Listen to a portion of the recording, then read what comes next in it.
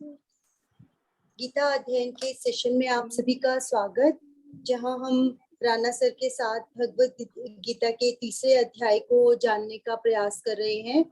हमने श्लोक नंबर 40 पढ़ा था तीसरे अध्याय का, और आज बारी है उससे आगे चलने की। सर को प्रणाम और निवेदन कि आज के सेशन की शुरुआत करें। ओम वसुदेव सुतं देवं कंसचाणूरमर्दनं देवकी परमानंदं कृष्णं वंदे जगद्गुरुं। सभी को बहुत बहुत प्रणाम। हमने पिछले सेशन में भगवत गीता जी का 40वां श्लोक किया। जो ये श्लोक चल रहे हैं ये अर्जुन के उस प्रश्न पर चल रहे हैं जिसमें उसने भगवान जी से पूछा था कि मनुष्य ना चाहते हुए भी गलत काम क्यों करता है। तो भगवान जी ने उसका उत्तर दिया था कि ये जो काम है, मन में दबी हुई इच्छाएं, कामनाएं, काम वासनाएं, कुछ भी कह लो इन्हें, यही मनुष्य को गलत काम करने के लिए प्रेरित करती हैं या उकसाती हैं। और पिछले 40वें श्लोक में भगवान जी ने बताया कि इन इच्छाओं का वास कहाँ है, क्योंकि 39वें श्लोक में कहा था कि ये मनुष्य की आध्यात्मिक यात्रा के शत्रु हैं। जो इच्छाएं हैं ये शत्रु हैं आध्यात्मिक मार्ग में। और जब ये पता लग जाए कि हमारा शत्रु कौन है, तो फिर नेक्स्ट लॉजिकल स्टेप होता है, वो होता है कि उसका पता लगाना वो रहता कहाँ है। उसके बारे में भगवान जी ने बताया कि उसका जो वास है वो इंद्रियां, मन और बुद्धि में है। जो काम है वो इन 3 जगह पे रहता है। सबसे पहले इंद्रियों में, फिर इंद्रियों के बाद वो मन में जाता है, मन के बाद वो बुद्धि को हर लेता है। और कहा कि ये ज्ञान को ढक लेता है। काम जब इनको अपने वश में कर लेता है, इंद्रियां, मन और बुद्धि को, फिर ये जो देहधारी है उस व्यक्ति को, देहधारी का मतलब जो अपने आप को बॉडी माइंड कॉम्प्लेक्स के साथ आइडेंटिफाई करता है, तो ऐसे व्यक्ति के ज्ञान को ये ढक लेता है। ज्ञानम आवृत्य देहिनम, ये कहा था उन्होंने। तो अब जब ये भी पता लग गया कि शत्रु का वास कहाँ है, तो फिर उस शत्रु के ऊपर विजय कैसे प्राप्त की जाए, ये फिर जो हमने जैसे कल बात की थी, आगे आने वाले 3 श्लोक जो हैं वो इसी से संबंधित हैं। आशुवैन से अनुरोध के यह श्लोक पढ़ दें, फिर हम इस पर चर्चा करते हैं।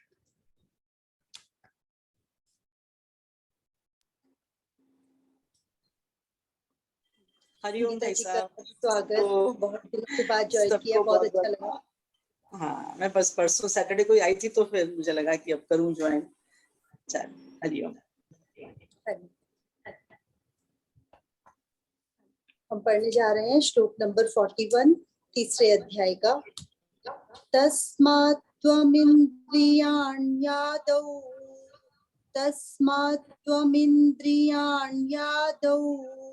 नियम्य भरतर्षभ पाप्मानं प्रजहीहेनं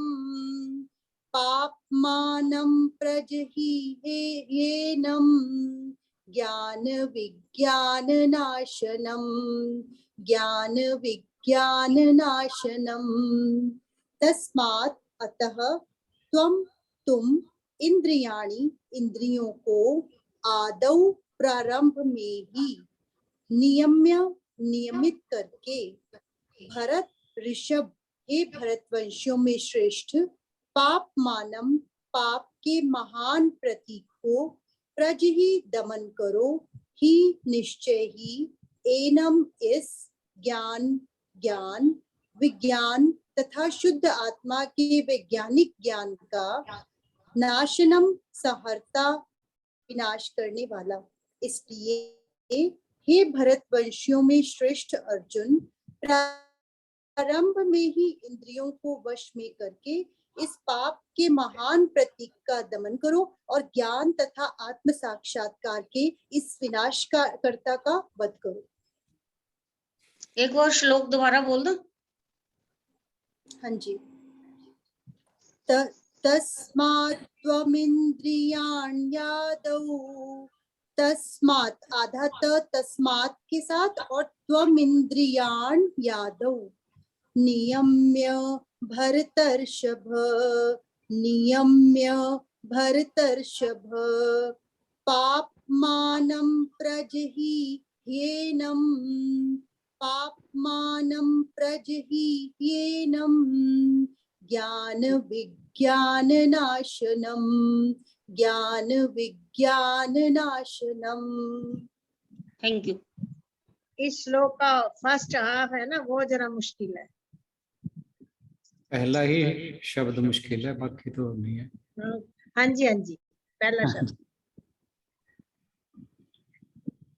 तो जब पिछले श्लोक में भगवान जी ने बता दिया कि काम का वास कहाँ है, तो अब काम को वश में कैसे किया जाए, इसके विषय में वो एक मेथड बताते हैं कि कैसे वश में करना है।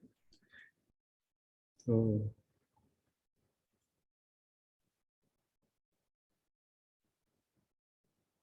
वो कहते हैं कि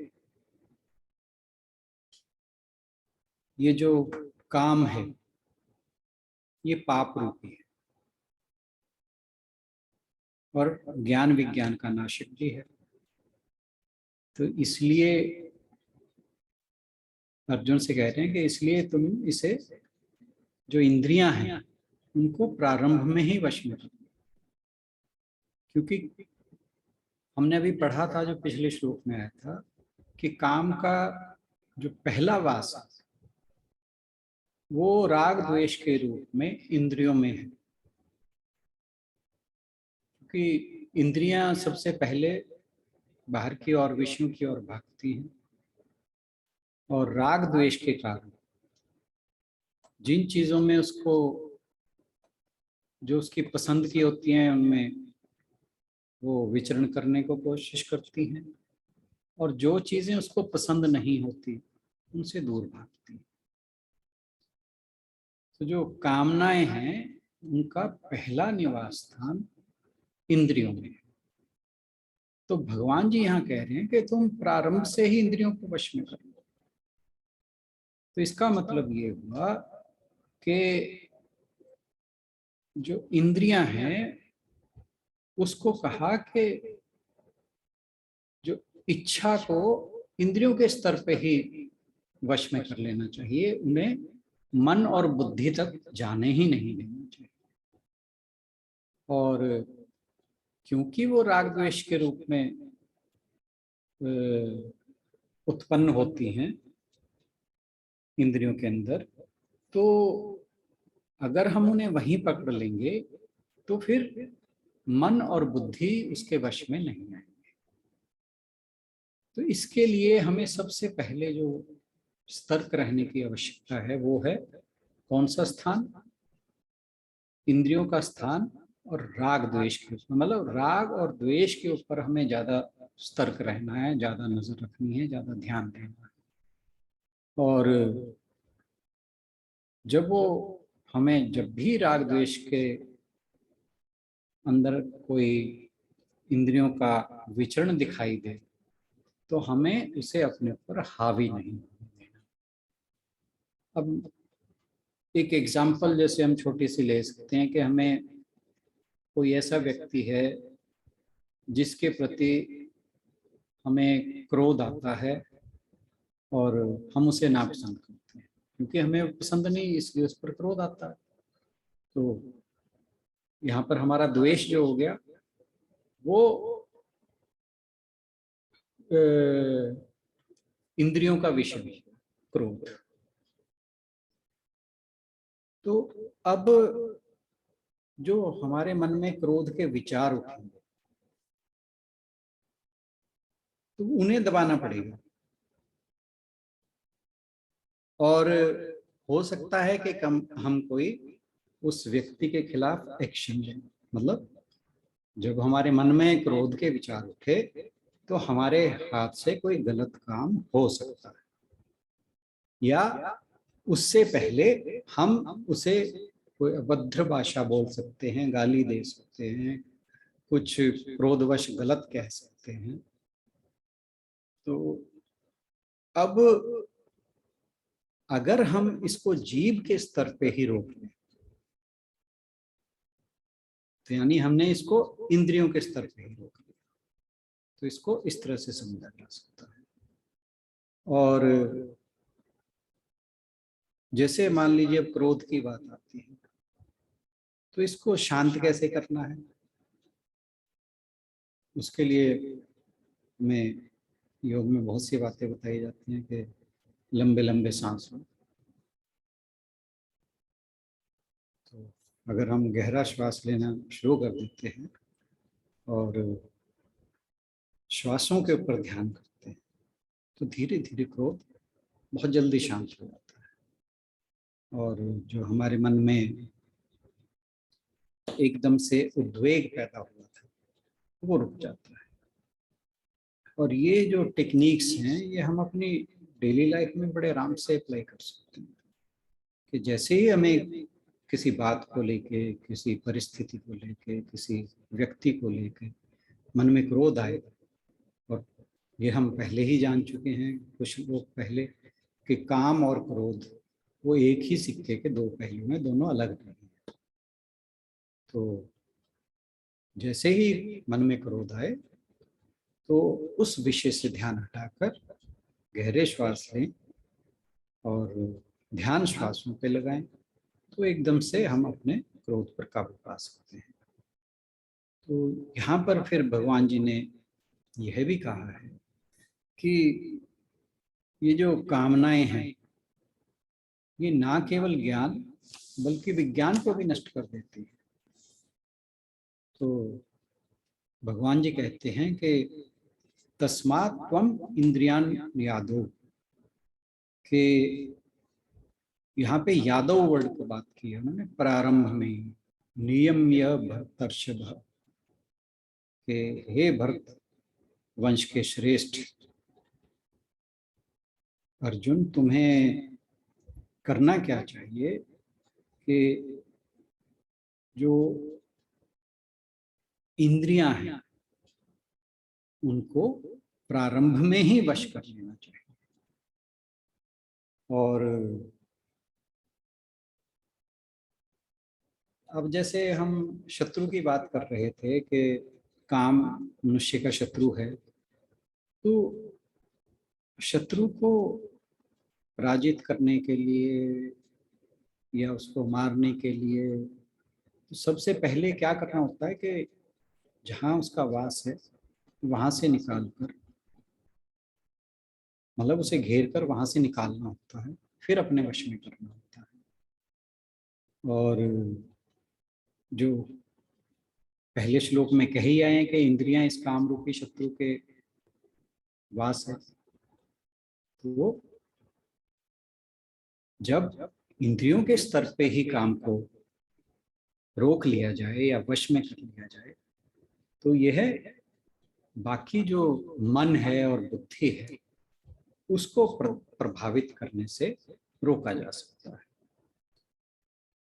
अगर हम ये जो वर्ड यूज किया है यहाँ पे आदव नियम, इसके ऊपर थोड़ा सा और विचार करें तो हम इस बात को इस तरह से ले सकते हैं कि जैसे एक व्यक्ति का आध्यात्मिक जीवन शुरू होता है, कोई अपनी आध्यात्मिक यात्रा प्रारंभ करता है, तो उसे प्रारंभ में ही ये जो आदो वर्ड करते हैं अपने लिए कुछ नियम तय कर लेने चाहिए। अब जैसे हम कोई एग्जांपल ले सकते हैं, जैसे कोई व्यक्ति है, उसको कोई रोग हो गया है और डॉक्टर ने कहा कि भाई तुम्हें ये रोग है और तुम्हें ये नियम पालन करना चाहिए। तो अब उस रोग से अगर उसे मुक्ति पानी है तो सबसे पहले उसे जो डॉक्टर ने नियम बताए उन नियमों पर चलना जरूरी हो जाए। वो नियम क्या होंगे? खान पान से संबंधित हो सकते हैं, रहन सहन से संबंधित हो सकते हैं, उठने जागने से संबंधित हो सकते हैं।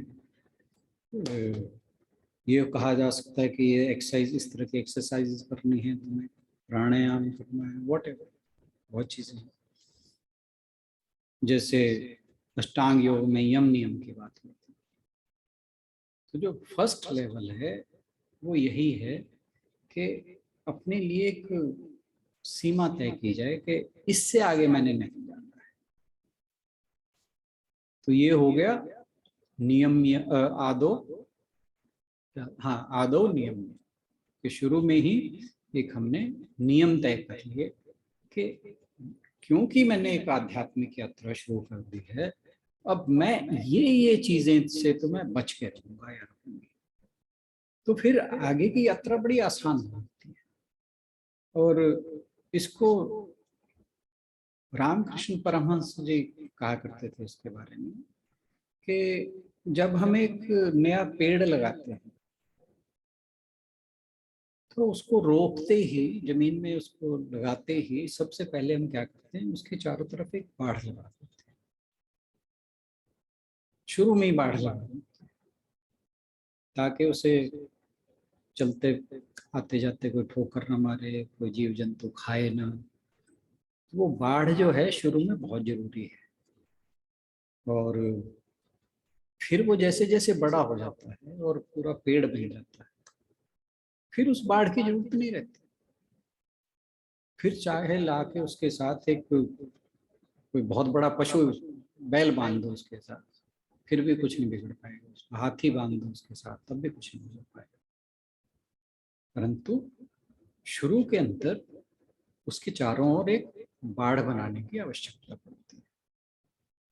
और ये हम देखते भी हैं, जैसे सड़कों के आसपास जब पेड़ लगाए जाते हैं तो उसके चारों तरफ एक बाढ़ लगाई जाती है। तो ये यहाँ पर जो बात कही गई है कि आदो नियम में, ये इसी से संबंधित है कि अगर हम इंद्रियों के ऊपर शुरू में ही कुछ नियम बना दें कि ये चीज मुझे देखनी है, ये नहीं देखनी, ये मुझे सुनना है, ये नहीं सुनना, मुझे सत्संग सुनना है, किसी की निंदा नहीं सुननी, ठीक है, मुझे किसी को गाली नहीं देनी, किसी को आशीष या आशीर्वाद जरूर दे सकता हूँ, दे सकती हूँ। तो अगर ये इस तरह के नियम शुरू में ही बना लिए जाए तो आप सोचिए, एक बार सोच के देखिए कि अगर इस तरह के हम अपने लिए नियम तय कर लेते हैं तो कितना आसान जीवन हो सकता है। फिर भगवान जी कहते हैं कि सबसे पहले इन इंद्रियों को वश में करके हे अर्जुन, पाप मानम प्रजहि हयनम ज्ञान विज्ञान नाशनम, के ये जो ज्ञान और विज्ञान के नाश करने वाला काम रूपी शत्रु है, इसको प्रजहि, या तो इसका नाश करो या इसको वश में करो या इसका त्याग करो, किसी तरह भी लिया जा सकता है प्रजहि वर्ड को, क्योंकि ये बड़ा जो काम रूपी शत्रु है ये बड़ा प्रबल है और सभी शत्रुओं का शिरोमणि है। तो जो बाकी शत्रु हैं, जो संसारी शत्रु हैं, वो धन संपत्ति शरीर इसको ही नुकसान पहुंचा सकते हैं, परंतु यह तो हर चीज को, ज्ञान विज्ञान को भी हर लेता है, बाकी चीजों को तो हरता ही है। तो ये मतलब कंप्लीट डिस्ट्रक्शन करने वाला है, ये समझिए। तो और ये ज्ञान विज्ञान के लिए जो कहा, ज्ञान विज्ञान क्या है? ज्ञान विज्ञान के आत्मा संबंधी ज्ञान। जो आत्मा संबंधी ज्ञान है वो मनुष्य को सुख शांति देने वाला है। उसी ज्ञान को प्राप्त करके मनुष्य परमानंद को प्राप्त होता है। कहा कि ये जो ज्ञान, ये काम है, ये उस ज्ञान विज्ञान का ही नाश करने वाला है। क्यों? क्योंकि जो काम है वो व्यक्ति को भ्रमित कर देता है, इसलिए काम को जीतना आवश्यक है। यह विवेक शक्ति को ढक लेता है, और जब विवेक शक्ति ढकी जाती है तो फिर ज्ञान और विज्ञान ये दोनों हरे जाते हैं, दोनों नष्ट हो जाते हैं। तो यहाँ पर जो दो वर्ड यूज हुए हैं, ज्ञान और विज्ञान, हालांकि हम पहले भी इनके बारे में चर्चा करते आए हैं, तो फिर एक बार थोड़ा सा इसको रिपीट कर लेते हैं कि ज्ञान क्या है और विज्ञान क्या है।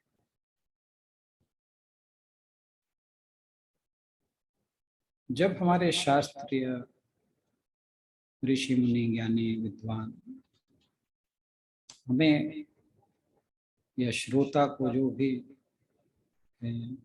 उनको या पाठक को जो यह बताते हैं कि तुम शरीर नहीं आत्मा हो, तुम्हारा वास्तविक स्वरूप ये जो तुम्हें दिखाई देता है वह ना हो करके एक शाश्वत तत्व है, या ईश्वर है, या ब्रह्म है, तो ये जो बातें हमें शास्त्र ज्ञानी विद्वान या ऋषि मुनि बताते हैं, ये ज्ञान है। और मान लीजिए कोई व्यक्ति शास्त्रों की पढ़ाई करता है, सत्संग सुनता है, ज्ञानी विद्वानों के संग बैठता है, तो धीरे धीरे वह यह समझने लगता है कि मैं शरीर नहीं आत्मा। तो इसका मतलब है जो शास्त्रों का ज्ञान था यह उस व्यक्ति के पास ट्रांसफर हुआ, तो अब उसे ज्ञान प्राप्त तो हो चुका है। और ज्ञान क्या प्राप्त हुआ कि मैं शरीर नहीं आत्मा। तो जो दूसरा, इसको हम वेदांत की भाषा में गए तो हम पहले भी जिक्र करते आए हैं इसका, कि उसके 3 पार्ट होते हैं, श्रवण मनन निधिध्यासन। तो उसने श्रवण किया शास्त्रों का या ऋषि मुनियों से या ज्ञानी विद्वानों से, फिर उसके पर मनन किया। मनन करने के बाद उसको समझ आ गया कि मैं शरीर नहीं आत्मा। तो ये फर्स्ट लेवल है। नेक्स्ट लेवल है निधिध्यासन। निधिध्यासन मीन्स कि अब जो मुझे ज्ञान प्राप्त हुआ है,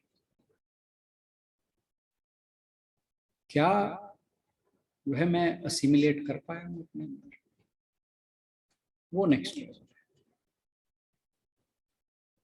तो जो हमारा वास्तविक रूप है वो चेतन आत्मा है, चैतन्य भी कहते हैं जिसको, शाश्वत तत्व कहते हैं।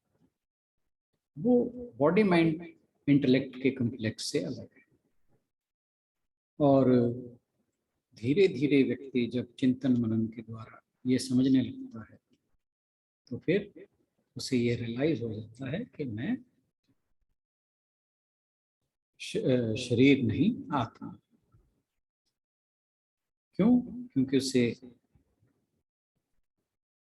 शास्त्रों में पढ़ा या उसने ज्ञानी जाने से सुना। हालांकि जो वैज्ञानिक हैं वो इस चीज को स्वीकार नहीं करते। जो साइंस है वो अभी आत्मा के लेवल तक नहीं पहुंची, वो शरीर के लेवल तक ही है, वहीं तक वो सीमित है। तो अब जो पहला लेवल था वो था कि मैं अलग हूं, मैं मतलब मैं एक तो शरीर है मेरा और एक मेरे अंदर आत्मा। तो ये तो पहला स्टेप था जिसे हमने कहा ज्ञान। अब दूसरा स्टेप क्या है? दूसरा स्टेप ये है कि मैं ही आत्मा हूं, जिसे हमारा जो वेदांत है या उपनिषद है वे कहते हैं अहम ब्रह्मास्मि। तो जब कोई व्यक्ति यह रियलाइज कर लेता है, पहला तो उसको जो उसका चिंतन मनन द्वारा उसे समझ आया वो ये आया था कि मेरा एक शरीर है जिसके अंदर आत्मा है। वैसे कहा तो ये जाता है कि जो हमारा शरीर है ये पूरे चिदाकाश के अंदर है। हम कहते तो हैं कि हमारे शरीर में आत्मा है, पर अगर ब्रॉडर वे में देखा जाए तो चिदाकाश में शरीर है। खैर एनी हाउ हम उस तरफ नहीं अभी जा रहे। तो यहाँ पर जब उसे ये रियलाइज होता है कि हम ब्रह्मास्मि या मैं ही आत्मा हूँ, तो ये जो है इसे विज्ञान कहा जाता है कि मैं आत्मा हूँ और यह आत्मा जो है ये शाश्वत है, नित्य है, अविनाशी है। ये कभी कभी शरीर मनुष्य का धारण करती है, कभी कोई सा कभी कोई सा। जैसे वो गीता जी के दूसरे अध्याय में आया था, एक श्लोक था, वासांसि जीर्णानि यथा विहार। जब ये रियलाइजेशन हो जाती है कि मैं शाश्वत हूँ, अविनाशी आत्मा हूँ, नित्य आत्मा हूँ। मैंने शायद पिछली बार नित्य बोल दिया था। तो जब ये रियलाइज हो जाता है फिर उसे शरीर जो है उसका पता लग जाता है कि ये अस्थाई चीज है, ये आने जाने वाली चीज।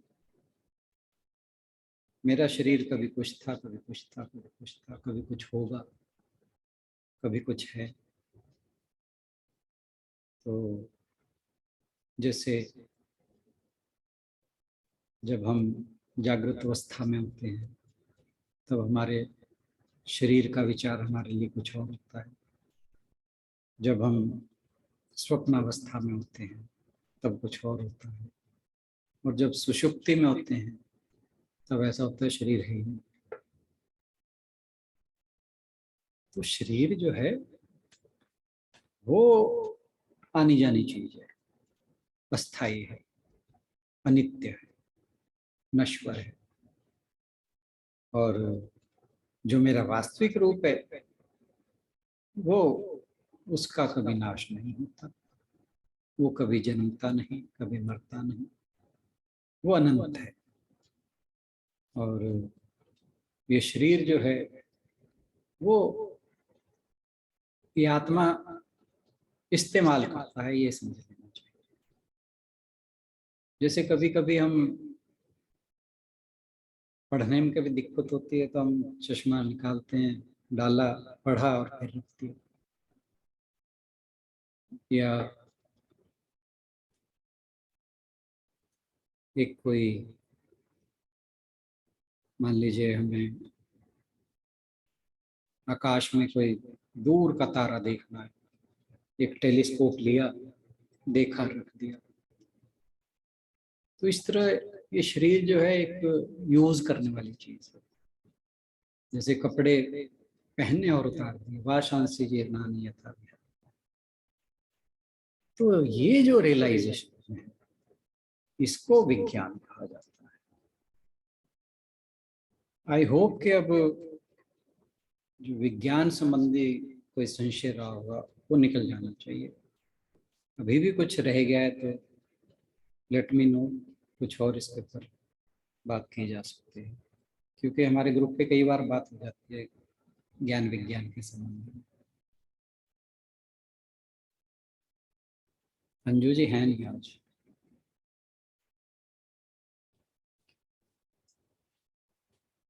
चलें आगे।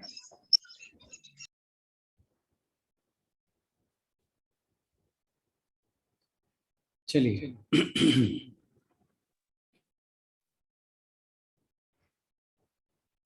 तो कोई व्यक्ति जो संसारी है उसे अपने जो काम है, कामनाएं हैं, उनको इंद्रियों के स्तर पर ही नियंत्रित करना चाहिए,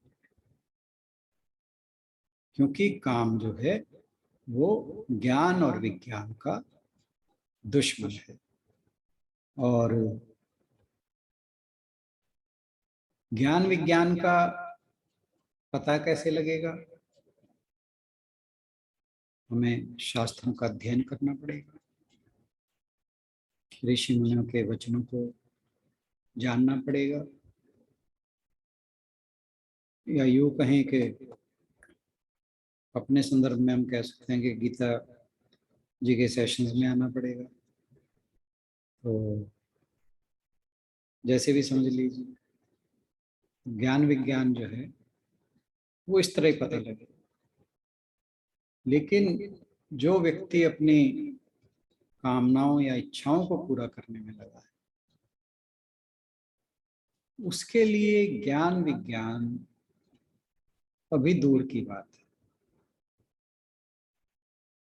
उसे लगता है कि मुझे धन कमाना चाहिए, संपत्ति कमानी चाहिए, कुछ पद या प्रतिष्ठा प्राप्त करना विशेष है।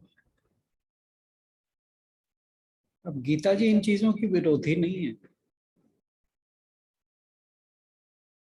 पर बात क्या है कि उन चीजों के साथ साथ कि जो यहाँ पर ज्ञान विज्ञान की बात हो रही है वो भी आवश्यक है, उसके लिए भी समय निकालना जरूरी है। हालांकि जो बहुत ज्यादा विषयों में कोई रत व्यक्ति है वो कहेगा कि मैं बजाय गीता का सेशन अटेंड करने के या शास्त्रों का अध्ययन करने से इसकी बजाय कुछ और करूँगा तो कुछ और कमा पाऊंगा।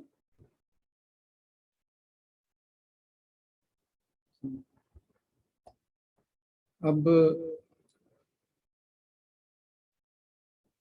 ये वही व्यक्ति बात कह सकता है जिसके अंदर विवेक की कमी है, जो सामान्य संसारिक जीवों में या प्राणियों में जिसका हमेशा अभाव रहता है, क्योंकि उनकी इंद्रियां विषयों की ओर ही भागती हैं। लेकिन अगर किसी व्यक्ति में विवेक है तो वो चाहेगा कि भी मैं जो अपने सांसारिक कर्तव्य हैं वो भी करता रहूं, उसके साथ साथ ज्ञान विज्ञान का भी अर्जन करूं, उसको भी प्राप्त करने की चेष्टा करूं। हालांकि बहुत लोगों के मन में एक बात रहती है और अक्सर ही कहा भी जाता है। मेरे कुछ फ्रेंड हैं, जैसे कभी बात हो जाती है किसी से कि भाई क्या करते हो, मैं कह भाई मेरे को तो बड़ा अच्छा टाइम पास मिला हुआ है, मैं बहुत अच्छा टाइम पास हो रहा है। तो वो क्या कहे, ये मेरी उम्र थोड़ी है करने की। मेरे कई दोस्त हैं जो ये बात करते हैं। तो ठीक है, हर एक का अपना अपना विचार। अब कईयों की तो अब मैं अपने दोस्त कह रहा हूँ तो मेरे लगभग मेरी उम्र के होंगे। कईयों को तो इस उम्र में भी लगता है कि भाई वो टाइम नहीं आया। और कई जो हैं, अब गीतांजलि बहन जैसे भी हैं जो बहुत जल्दी आ गए यहाँ पे। तो हर एक व्यक्ति की अपनी अपनी सोच है, अपनी अपनी समझ है। तो खैर, सर बच्चे भी हैं। हाँ, अरे वो तो मैं अपने ग्रुप पे जब देखता हूँ तो मुझे जो देख रहा था मैंने, उनमें मुझे सबसे छोटी गीतांजलि बहन ही लगी। बच्चों का तो ध्यान ही नहीं आया।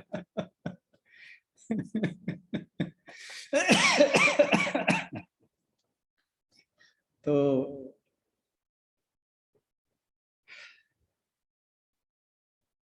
जो ज्ञान है वो, सॉरी, जो काम है वो ज्ञान विज्ञान का नाश करने वाला है। इसलिए काम को इंद्रियों के स्तर पर ही वश करना चाहिए, वश में करना चाहिए। लेकिन जो काम में अंधा है, जिसे हमारे शास्त्र कामांध वर्ड यूज करते हैं, वो इस तरह की सोच नहीं रखता। वो क्या कहता है, चाणक्य नीति में आता है, नैव पश्यति जन्मांध कामांधौ नैव पश्यति मदोन्मता न पश्यन्ति अर्थी दोषम न पश्यति। यानी जो जन्म से अंधा है वे देख नहीं सकता, उसी तरह जो वासना के अधीन है वह भी नहीं देख सकता। मदोन्मता, अहंकारी व्यक्ति को भी कभी ऐसा नहीं लगता कि वह बुरा कर रहा है। अर्थी दोषम, जो पैसे के पीछे पड़ा है उसको भी उनके कर्मों में कोई पाप दिखाई नहीं देता। ये चाणक्य ने कहा, चाणक्य ने कहा। तो काम को यहाँ पर जो पाप कहा है, तो पापी कहा है, उसका मतलब है कि वह हमें बहुत निम्न स्तर का, बहुत निचले स्तर का जो जीवन है उसे जीने के लिए विवश कर देता है हमें। मतलब हमारे जो हायर आइडियल्स हैं, जैसे हम आध्यात्मिक जीवन की बात करते हैं, वो उस तरफ जाने ही नहीं देता। जो हम अभी बात कर रहे हैं कि जो पैसे के पीछे लगा है, पद प्रतिष्ठा के पीछे लगा है, धन संपदा के पीछे लगा है, उससे आध्यात्मिक जीवन की या उसके अंदर जिज्ञासा जागती ही नहीं है। तो भगवान जी जो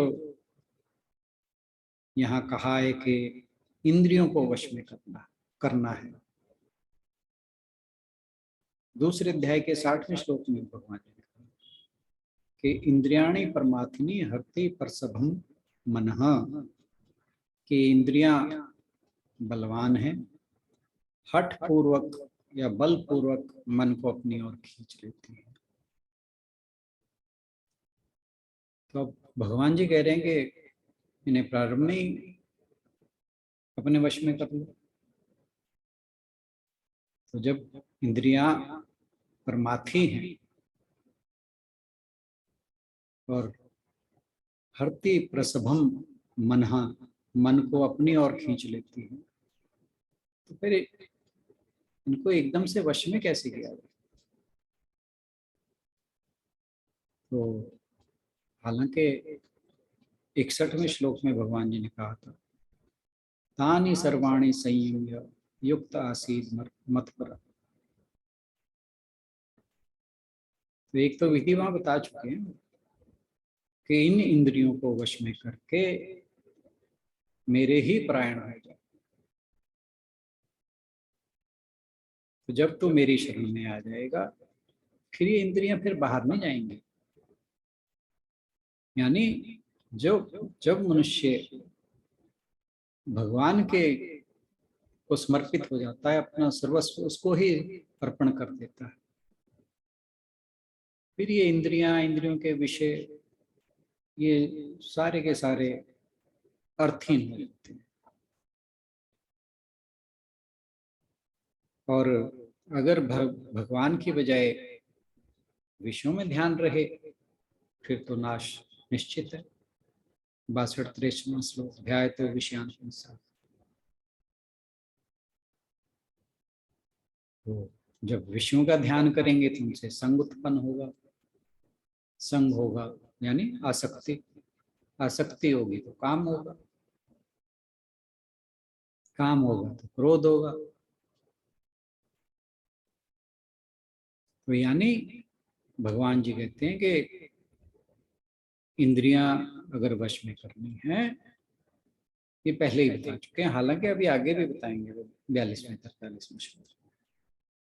तो मेरे परायण हो जा, मेरा ध्यान कर। दूसरा, विषयों का संग त्याग दो, तो इंद्रियां अपने आप वश में हो जाएंगी। अब जितने भी भगवान के भक्त हुए हैं, नामी भक्त हुए हैं, उनकी विशेषता यही थी, उनको इंद्रियों के विषय में कभी जाने का भान ही नहीं था, इतनी सुधि नहीं थी रहती।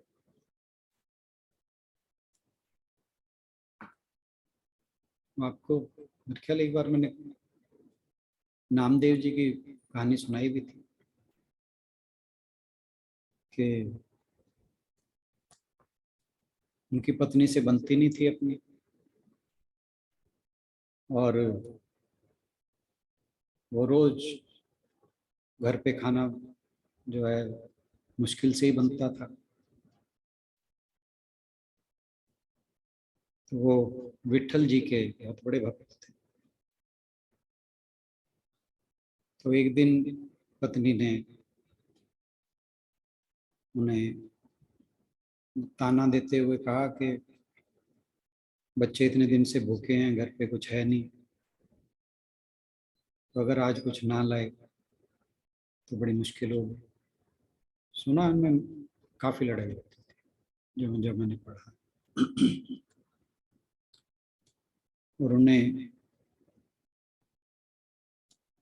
कुछ सामान, ख्याल ध्यान नहीं है, कुछ बेचने के लिए भेजा। तो वो जो कुछ बेच के मिला वो वहीं पे बांटा है गरीबों के अंदर। और जब वापस आने लगे तो याद आया कि पत्नी ने तो ये कहा था। अब उन्होंने कहा कि विठल जी आप ही कुछ करेंगे, मुझे पता नहीं।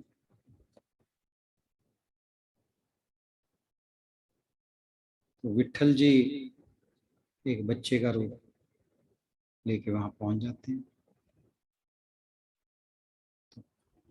तो पत्नी पूछती है कि ये किसने भेजा है? कहते विठल जी ने, नामदेव जी ने भेजा है और कहा था मेरी पत्नी को दे देना। और वो पूरा घर भर जाता है, उसके बाद भी सामान बच जाता है। तो जो भक्त होता है वो इंद्रियों के विषय उसके लिए कोई मायने नहीं। तो जो भगवान जी यहाँ कह रहे हैं कि मेरे परायण हो जा, यहाँ तो नहीं, इससे 60वें श्लोक में कहा था दूसरे अध्याय में। तो यानी इंद्रियों को वश करने में भगवान के परायण होना बहुत जरूरी है और बड़ा इजी वे है।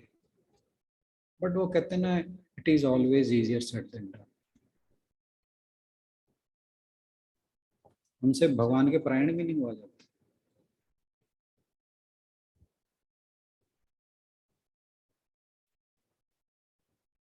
तो फिर दूसरा है कि विषयों का त्याग कर,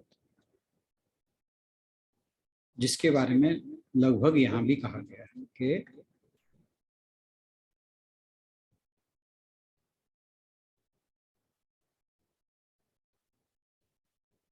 प्रजही हयेनम, इन्हें इनका त्याग कर दो, ये जो काम रूपी शत्रु है इसका त्याग कर दो।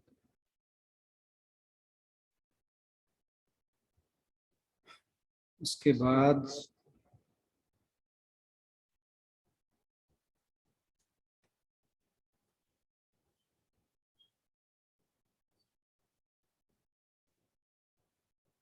जब हम त्याग की बात करते हैं तो उसके लिए मन में विरक्ति का भाव होना चाहिए।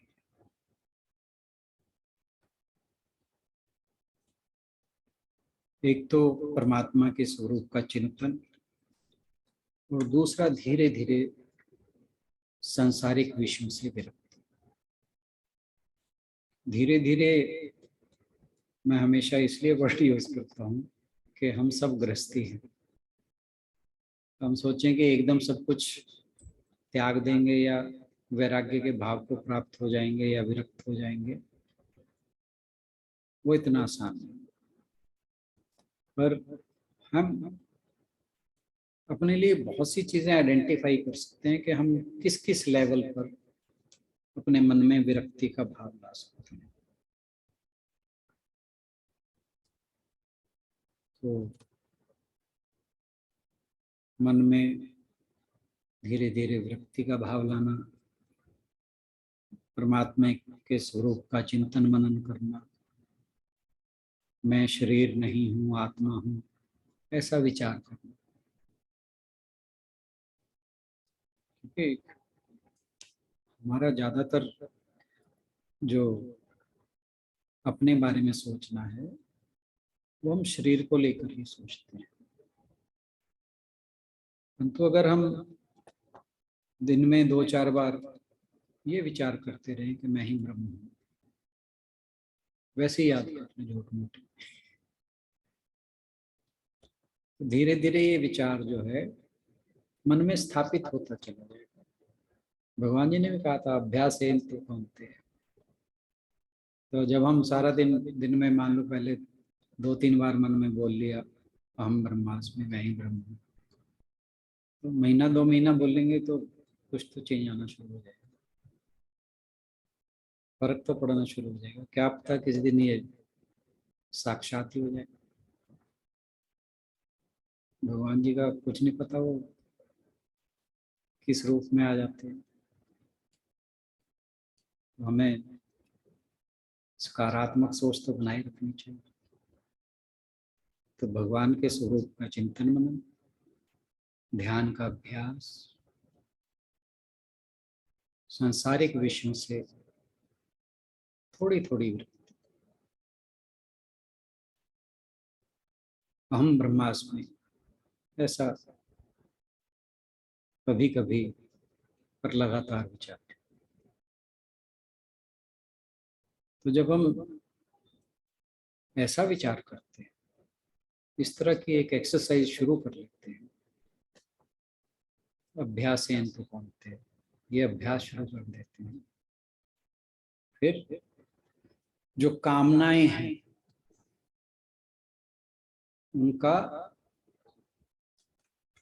उनको एक उचित दिशा मिल सकती है। ये हम पहले भी बात कर रहे थे कि कामनाओं का दमन नहीं करना, क्योंकि फिर वो विस्फोटक रूप में सामने है, बल्कि उन्हें एक उचित दिशा देनी। वो दिशा क्या होगी? भगवान के प्रति समर्पण, विषयों से थोड़ी थोड़ी विरक्ति और भगवान का ध्यान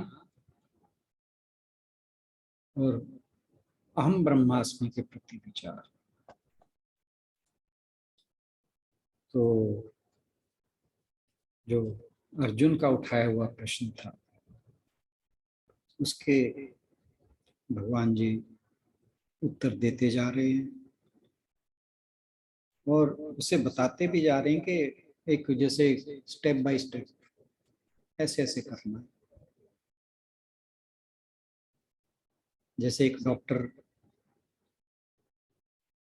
किसी मरीज के साथ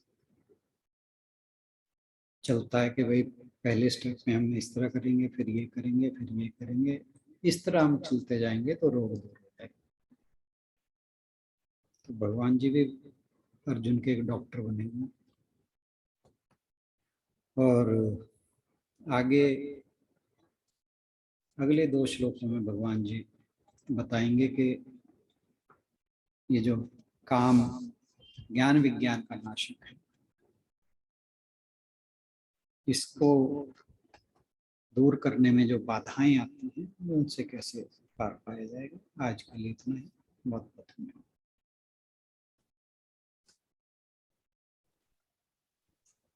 धन्यवाद राणा सर आज के श्लोक की व्याख्या के लिए। आपने बहुत ही अच्छी हमें एग्जाम्पल से जो शुरू में ही समझाया कि जैसे जब हम एक छोटा सा पेड़ लगाते हैं तो शुरू में उसका बहुत ध्यान रखना पड़ता है, चारों ओर बाड़ लगानी पड़ती है, और जब वो बड़ा हो जाता है तो फिर चाहे बड़े से बड़ा पशु भी आकर उसका खड़ा कर दिया जाए, बांध दिया जाए, उसको उसका कुछ भी वो बिगाड़ नहीं पाता। इसी तरह जब हम आध्यात्मिक मार्ग पर चलते हैं तो शुरुआत में अपने लिए कुछ नियम बनाना अत्यंत आवश्यक है। सर या फिर इसे वो बचपन से भी ले सकते हैं कि जब छोटे बच्चे रहते हैं तो तब उनके अंदर अगर अच्छे विचार डाल दिए जाएं तो चाहे कई तरह के तूफान भी आते रहें या कभी कभी संगति का असर होने से हो सकता है कि कुछ कई बार गलत रास्ते पर भी जाने की संभावना बनी रहती है, लेकिन यदि उनके अंदर वो विचार डाले हो तो कहीं ना कहीं वो उनको अवेयर जरूर करते रहेंगे या अच्छे बुरे का विवेक उनमें रहेगा कि हमें क्या काम करना है और क्या काम नहीं करना है। और इसके लिए हमारे गीता ग्रुप में आने वाले बच्चे तो वाकई बहुत महान है, जो कि अपनी इच्छा से बिना किसी फोर्स के, उनके पेरेंट्स उन्हें फोर्स नहीं कर रहे हैं और उनके अंदर खुद ही लगन है कि हमें आकर यहाँ पर बैठना है और हमें जरूर इस चीज को जानना है, कि वो रट्टा नहीं लगाना, हमें जानने का प्रयास करना है। यदि आप कुछ कहना चाहें कोई तो जरूर अपनी बात रख सकते हैं आज के श्लोक को लेकर। समापन की ओर है हमारा अध्याय और लगभग इकट्ठे ही मेरे ख्याल से दीदी का भी और हमारा इकट्ठे ही दीदी सर ये पूरा होगा और 4th चैप्टर भी हम इकट्ठे शुरू कर पाएंगे और बच्चे भी 4th चैप्टर से आपको ज्वाइन करेंगे इसी टाइम के अंदर। ठीक। यदि कुछ कहना चाहें तो जरूर अपनी बात रखें, अन्यथा फिर समापन की ओर बढ़ेंगे।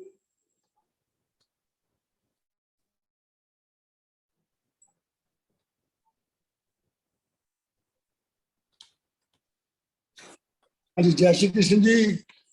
जय श्री कृष्ण। इसमें पूछने लायक तो कुछ नहीं, पर आपने जो आज समझाया है इंद्रियों का कंट्रोल शुरू में ही करना, ज्ञान और विज्ञान के बारे में बताना, अपने आप को अच्छा बनाना, गुस्सा ना करना, किसी को माफी देनी, सहायता करना, गाली ना निकालना, धन संपत्ति वालों के लिए भी जो सिर्फ इसी की इच्छा रखते हैं उनके बारे में भी ठीक कहा है आपने। और जो काम से अंता है बिल्कुल उसकी भी सोच गलत रहती है, तो जन्म से कहीं अंते हैं उनकी सोच सही भी है, जैसे भी हैं, जैसे वो जन्म से भी अंधे थे वैसे भी अंधे थे। त्याग ही भाव है, धीरे और त्याग भी धीरे धीरे करके वैराग आएगा। आज सुनाया बहुत अच्छा है। क्वेश्चन का तो इसमें है नहीं ना, क्वेश्चन पूछने लगे तो कोई है नहीं इसमें। सुनाने का आपका था ना, जो लोग जैसे अच्छा वो अच्छा बनना तो हमारी जैसे है तो बनेगा, तो आपके समझाने में कोई कमी नहीं इसके। मतलब आज सारा बहुत कुछ मतलब बहुत अच्छा लगा। मतलब सभी को भी कैसे आदमी सुधर सकता है, उसको ये नहीं कहते भी एकदम ही सुधरो, ऐसा ऐसा भी सुधरो, ऐसा ऐसा, यानी गलतियां भी होती हैं उसको भी भक्ति भाव में बहुत बहुत अच्छा लगा जैसे आपका समझाने का एक एक चीज पे बहुत। जय श्री कृष्ण। Thank you. जय श्री कृष्ण। जय।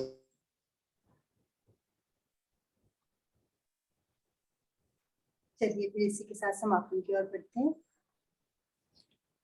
ओम पूर्णमदः पूर्णमिदं पूर्णात् पूर्णमुदच्यते पूर्णस्य पूर्णमादाय पूर्णमेवावशिष्यते। ओम शांति शांति शांति। सभी को बहुत बहुत प्रणाम और बहुत बहुत धन्यवाद। सभी की ओर से राणा सर का बहुत बहुत धन्यवाद, और आप सभी का भी धन्यवाद हर रोज चर्चा में शामिल होने के लिए। कल मिलते हैं अगली चर्चा में अगले श्लोक के साथ। Thank you so much everyone.